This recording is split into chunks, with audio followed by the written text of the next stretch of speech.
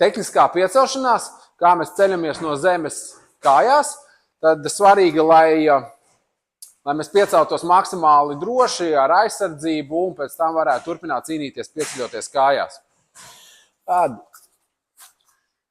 labročiem parasti būs kreisā kāja balstā, labā kāja mazliet priekšā, kreisā roka priekšā, labā roka aizmugurē balstā mazliet 45 grādos, būtībā kā ir ērti. Šī roka domāta, lai bloķētu, aizsargātos, kontrolētu, varbūt tās vilktu klāt vai vilktu uz malu kādu, stumtu projām. Kāja domāta, lai mēs sistu. Tātad šīm te kājai un rokai jābūt ir pieejamām un brīvām.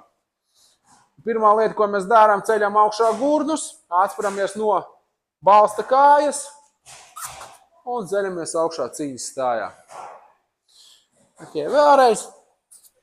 Parādīšu tagad atviegloto versiju. Roka priekšā, ceļu gurnus augšā, lieku celi pie zemes, turpinu celties augšā. Un vēlreiz ar atlecienu.